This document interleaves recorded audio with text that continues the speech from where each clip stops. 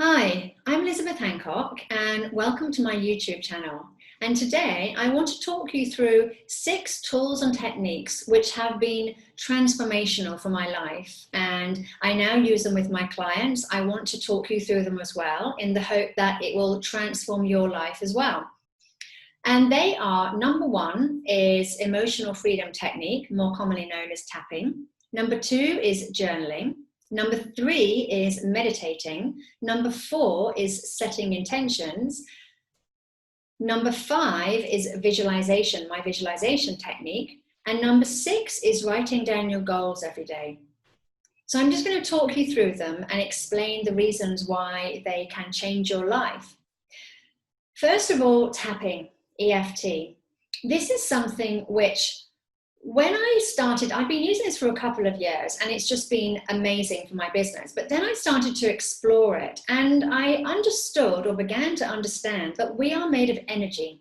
And for me, this is how tapping works, because tapping works on tapping different parts of your body, your energy centers, and allowing stagnating or trapped energy to start flowing again around your body.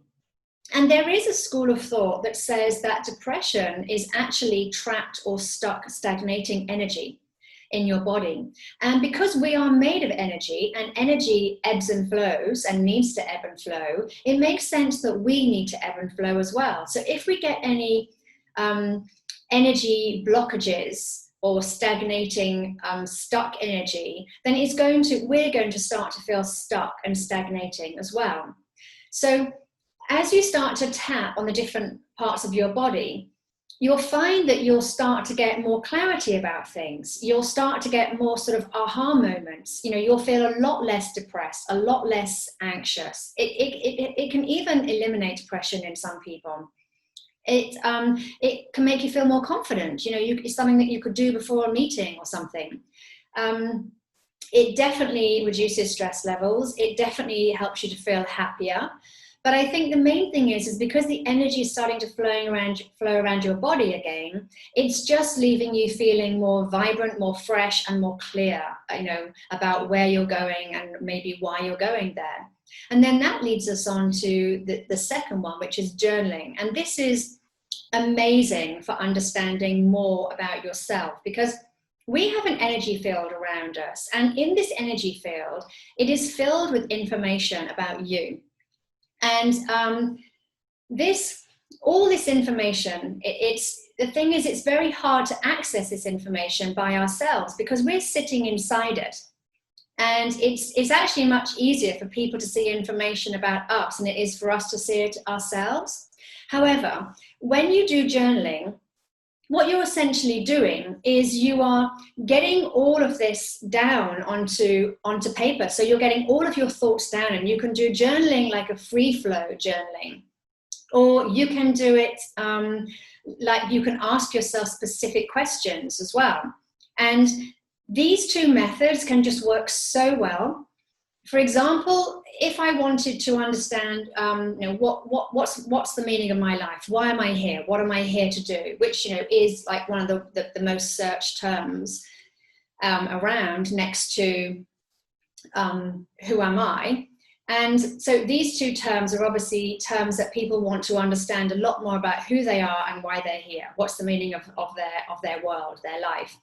And these are things that you can start journaling on. So you could write down at the top of a sheet of paper, you can write down, why am I here? And then you literally just free flow and you just let your hand write, just dump everything down onto the paper. And you'll be amazed at what comes out. You'll see some real pearls of wisdom come out. And actually you'll start to think, my God, did I come up with that? Did that come from me? Did I write that? And you really will start to see some pure wisdom.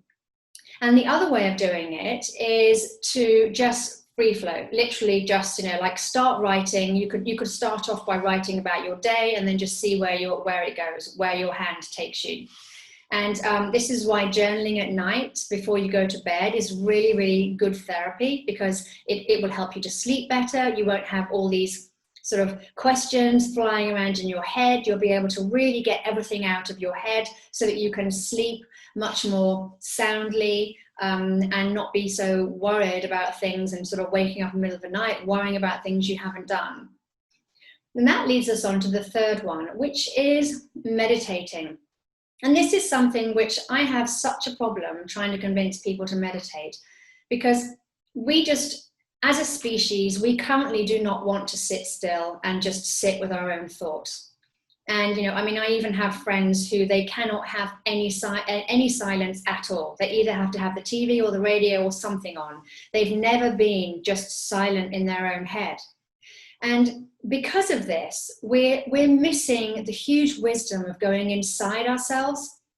And this, I think, is contributing a lot to increasing depression, increasing suicide rates. I mean, humans, people, we are really, really not happy at the moment. And I think a lot of this is because we're just not living in the way that we are actually designed to live in. So meditating is one of those areas that can really help us to go inside ourselves, which to understand more about ourselves, and I think to feel happier and to feel more fulfilled with our lives. I think going inside every so often, as much as you can, and for me, I need to meditate every single day. Otherwise, I do start to feel myself spiraling back down again. And but I understand that meditating is hard. So what I highly recommend you do is use a guided meditation. And this is what I use as well. And you can use these guided meditations to, if you like, get you into a more trance state, and then the words can start to rewire your mind and rewire your brain. And this is just phenomenal. It will really, really transform your life. And another way that you can do this is you can try journaling after meditating. So sometimes I just sit in silence and meditate without using a guided meditation. And the more you do this, the more you can sort of start to get quicker and quicker at it. But even just 5 minutes of this, even 3 minutes of this, it just allows you to just calm down, to internalize and start to tap into your higher wisdom again, which we're not able to do when we're sort of looking outside so much. And so when you're in this this more mindful state, and this is this is mindfulness as well, you're then able to get far clearer on your thoughts. And so journaling after you've meditated is just amazing.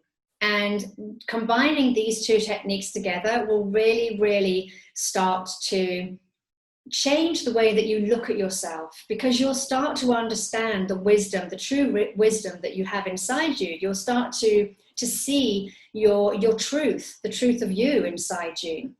And you'll start to get to know yourself better. You'll feel more confident. You'll have more clarity. I mean, it changes things on such a huge level. And I highly recommend doing it as much as once a day if you can. If not, then every other day. And having, days off here and there is absolutely fine.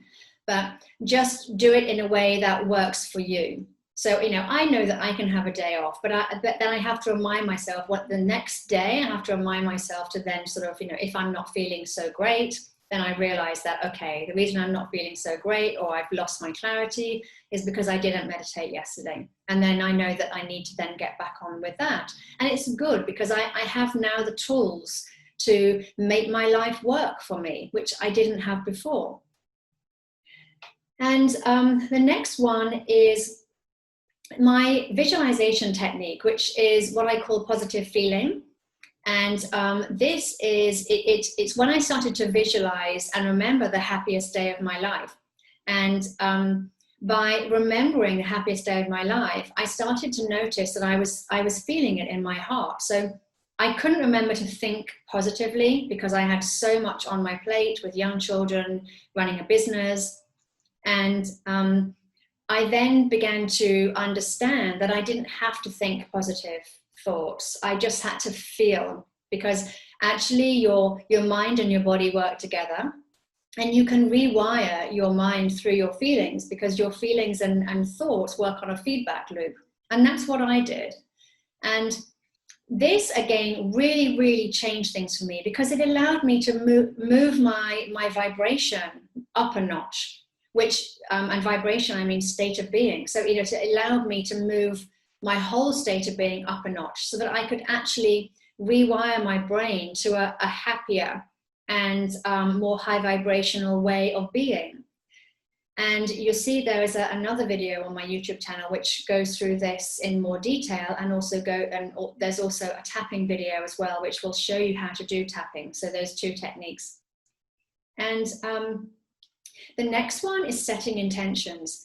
So this is something that so many of us forget to do, because we're running around like headless chickens.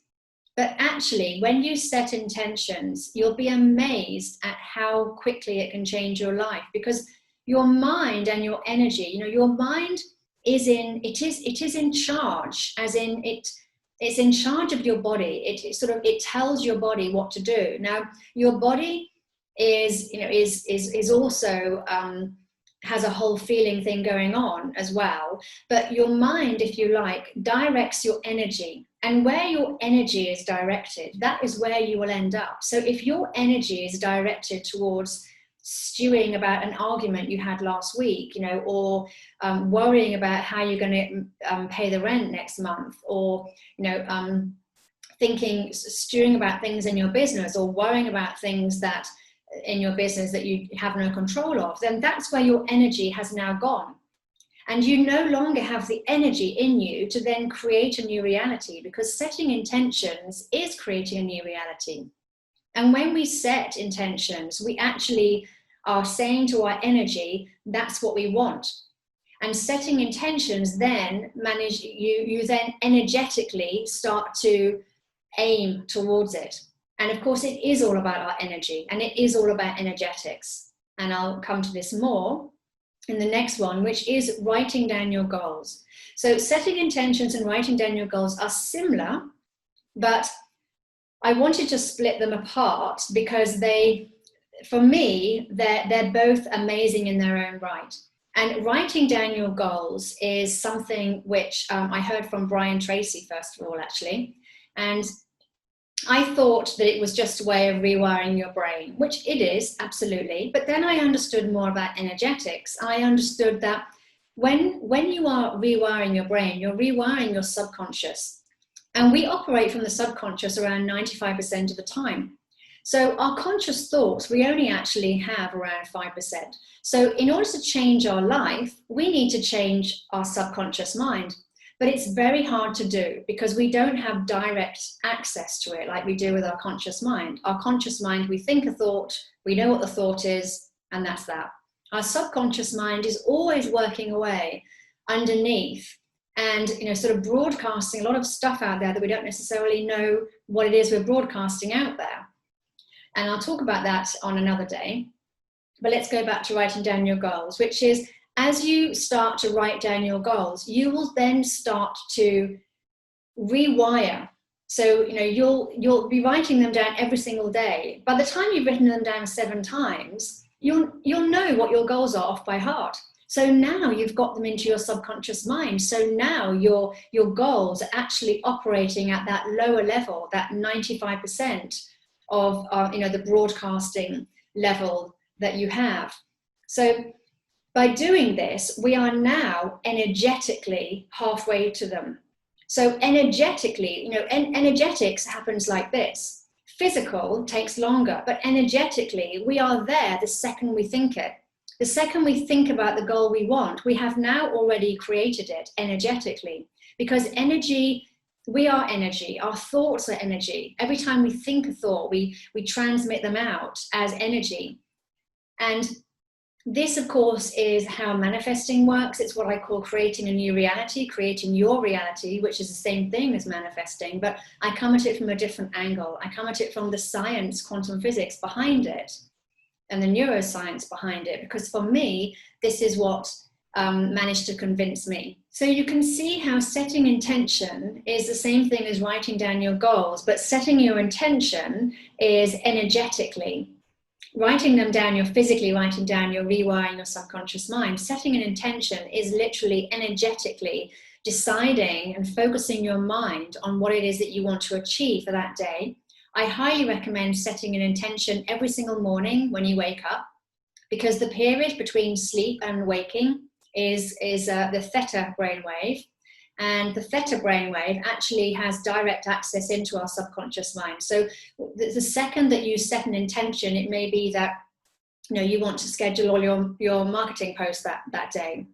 Or for me, it was writing chapters of my book.